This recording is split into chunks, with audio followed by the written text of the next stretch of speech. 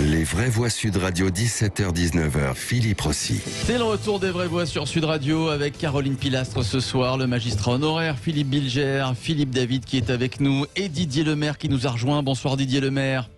Bonsoir. Bonsoir à vous Didier Lemaire, professeur de philosophie à Trappes, menacier sous protection policière. Didier Lemaire, vous étiez l'invité, on s'en souvient, lundi, il y a 3 jours, l'invité de Patrick Roger et Cécile de Ménibus. Vous vous posiez la question lundi matin, à savoir, est-ce que vous alliez finir l'année ou pas? On vous réécoute Didier Lemaire. Je pense que plus je m'expose, plus ma sécurité est en jeu. Donc ça me semble vraiment très difficile. Je pars vraiment à regret.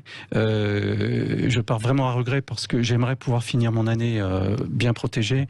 Mais il me semble que ça va peut-être même être difficile compte tenu de mon exposition. Je constate que la République a failli à Trappes et qu'il faut bien l'admettre aujourd'hui. Voilà, je ne sais pas si je vais finir l'année, je l'espère aujourd'hui. Vous annoncez, Didier Lemaire, que vous quittez l'éducation nationale. Qu'est-ce qui a changé en 3 jours, Didier Lemaire? Ce qui a changé, c'est que mon exposition médiatique fait que je pose aussi un problème en tant qu'enseignant à mes élèves. Je ne peux plus avoir l'espace de neutralité pour enseigner la philosophie et je pense pas plus dans ce lycée maintenant que dans un autre. De plus, je suis devenu une cible pour une grande partie de personnes et donc effectivement, il n'est pas très raisonnable que je reste aujourd'hui dans un établissement scolaire. Vous avez pris donc cette décision seul ou on vous a encouragé à la prendre, Didier Lemaire? Non, je l'ai pris seul, mais je l'ai pris aussi en consultant le ministère de l'Éducation nationale. Nous avons d'abord, dans un premier temps, avec le rectorat et mon chef d'établissement, nous avons considéré qu'il n'était pas raisonnable pour moi de rentrer à Trappes pour assurer les cours. Et dans un deuxième temps, nous avons réfléchi à une autre solution à long terme, qui n'est pas encore d'ailleurs arrêtée. Alors, pour qu'on comprenne bien, après je vais donner la parole à nos vraies voix. Didier Lemaire, quel est votre quotidien depuis quelques jours, depuis en tout cas que vous êtes menacé sous protection policière? Écoutez, pour l'instant, c'est des réponses dans la presse pour expliquer mes positions, mon combat, le faire mieux comprendre aussi, parce qu'il y a des discours qui l'ont déformé, voire des propos qui m'ont sali. Donc j'essaye de porter une parole de vérité aujourd'hui. Vous avez peur aujourd'hui encore, Didier Lemaire?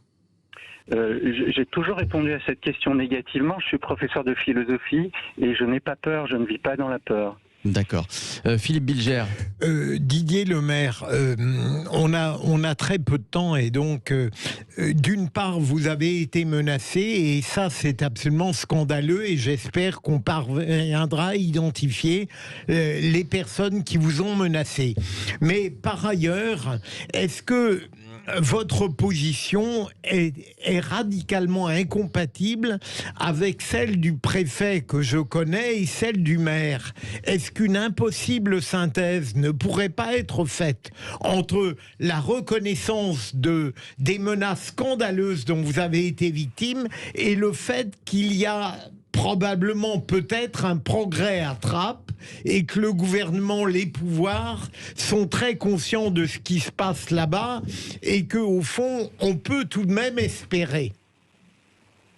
Est-ce qu'on peut tout de même espérer? Eh bien oui, certainement qu'on peut tout de même espérer, puisque mon message n'est pas un message de renoncement du tout, et c'est la raison même de ma parole. Je suis un lanceur d'alerte et j'espère effectivement que ces messages vont passer, que enfin les Français vont se réveiller, les collègues vont se réveiller et ne plus accepter cette emprise de plus en plus forte sur certains territoires. Philippe David. Ça pose une vraie question. Alors déjà, malheureusement, je suis totalement solidaire avec Didier Lemaire. Quand on pense que certains ont dit qu'il allait être le nouveau Samuel Paty, vous imaginez la violence des menaces. Et ça prouve à quel niveau de lâcheté notre pays est tombé. À quel niveau de lâcheté notre pays est tombé. On a abandonné Samuel Paty. On a abandonné Didier Lemaire, qui lui part avant qu'il soit trop tard. Comment expliquer qu'un pays qui était un pays fier, un pays qui avait de l'honneur, un pays qui était capable de se battre, de résister il y a quelques années, soit tombé à ce niveau de lâcheté? Moi, je peux vous dire que quand je vois certains de nos politiques, je me demande comment ils peuvent encore se regarder le visage en se rasant quand on voit ce qu'appelait Michel Rocard le tapinage électoral qu'ils ont fait pour obtenir certaines voix. Didier Le Maire, est-ce que vous considérez que vous avez été assez soutenu par nos politiques, justement, ceux dont parle Philippe David ? Alors, moi, je dois dire que je n'ai pas de grief à faire ni vis-à-vis de mon chef d'établissement, ni vis-à-vis du rectorat, qui a pris acte de mes choix, ni vis-à-vis du ministère. Je n'ai pas cette position-là du tout. En revanche, ce que je dis, c'est que la situation, pour moi, est maintenant inextricable. Je deviens un problème, y compris en tant qu'enseignant, c'est-à-dire que je ne peux pas porter ce message et cette parole tout en restant enseignant. Donc je ne me sens pas du tout lâché ni par le rectorat ni par l'éducation nationale. Au contraire, j'ai été écouté. Le problème, c'est un problème de réalité de terrain et d'une pression qui s'exerce de manière de plus en plus forte.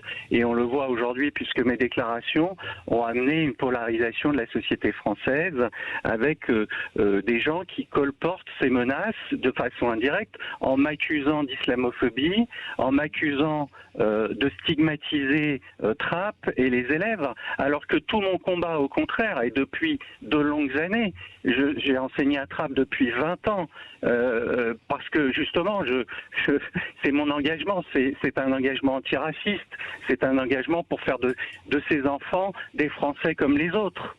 Alors, aujourd'hui, me voir traiter de raciste ou de façon plus édulcorée avec ce mot de stigmatisation, c'est salir ma personne et c'est encore une fois me désigner comme une cible potentielle.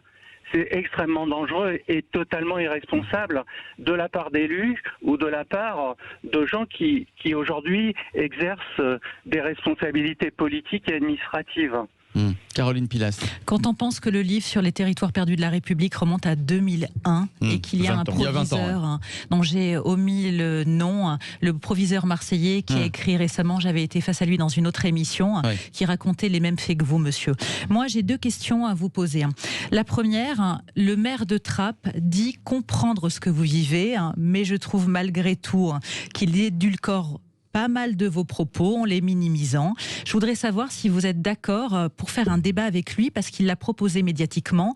Et seconde question, qu'est-ce que vous répondez au préfet qui dit textuellement que eux font de la dentelle depuis des années et que vous mettez de l'huile sur le feu, ce qui est totalement scandaleux pour moi. Et comme Philippe David, vous avez mon total soutien, monsieur. Alors Didier Le Maire, sur la première question. Sur la première question, écoutez, d'abord, je pense que la première chose que je vais faire, c'est que je vais avoir besoin là un petit peu de recul parce que j'ai fait mon devoir républicain en m'exposant et j'ai besoin maintenant de retrouver un peu de quiétude et de sérénité. Ça, c'est la première chose. Deuxième chose, moi, je n'ai pas l'intention de débattre avec quelqu'un qui me traite de malade mental. Donc, quand Monsieur Rabé se calmera un petit peu, on pourra retrouver effectivement un espace de parole possible. Mais pour le moment, je ne vois pas du tout de conditions de débat. Je constate aussi que sur les plateaux de télévision, il exerce sur les journalistes ou sur les personnes avec lesquelles il est censé débattre une forme de violence et d'emprise que tout le monde peut voir. Je n'ai pas du tout envie d'être confronté à ce type de comportement qui n'honore pas la démocratie. Les dernières questions et Philippe Bilger juste après. Philippe David. Philippe Bilger. Je reconnais, monsieur le maire, tout ce que vous avez dit sur votre vie à Trappes montre qu'à l'évidence, vous êtes un parfait républicain et très épris de faire de vos élèves des Français dans toute la pureté du terme. Mais à propos du maire de Trappes, par exemple, je n'ai jamais eu le sentiment qu'il exerçait une quelconque emprise dans les débats. Je trouve regrettable qu'il ait porté plainte contre vous. Peut-être va-t-il la retirer, mais je continue à penser qu'une synthèse n'est pas impossible entre votre position que j'estime et qui vous honore en grande partie et les réactions de l'État. Alors la plainte, moi je ne l'ai toujours pas reçue. Je sais que Monsieur Rabet est un habitué des effets d'annonce. Donc pour l'instant il n'y a pas de plainte. J'espère qu'il n'y en aura pas, en tout cas. Qui soit déposée. Donc ça c'est une question pour moi qui ne se pose pas. D'accord. Quant à une synthèse avec des gens qui, si vous voulez, qui tiennent un double discours, je vois difficilement comment elle serait concevable.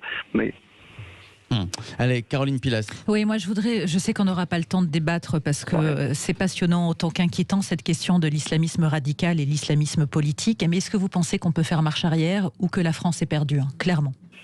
Écoutez, je vais vous répondre, non, la France n'est pas perdue et c'est la raison de ma parole. Je pense que nous avons très peu de temps devant nous, peut-être 6 mois, 1 an. Le projet de loi actuel indique tout de même une direction, même s'il n'est pas suffisant et qu'on peut s'interroger évidemment sur l'efficacité de certaines mesures. Mais je pense qu'il y a un travail à faire et que non, tout n'est pas perdu, sinon je ne serais pas là à la radio pour vous répondre. Je serais sur une île à boire un bon verre de vin et non pas à me battre aujourd'hui pour alerter l'opinion publique. Didier Lemaire, alors quelle va être la suite? Vous quittez l'éducation nationale, vous allez prendre un petit peu de repos. Qu'est-ce que vous prévoyez pour les semaines qui suivent, les mois à venir?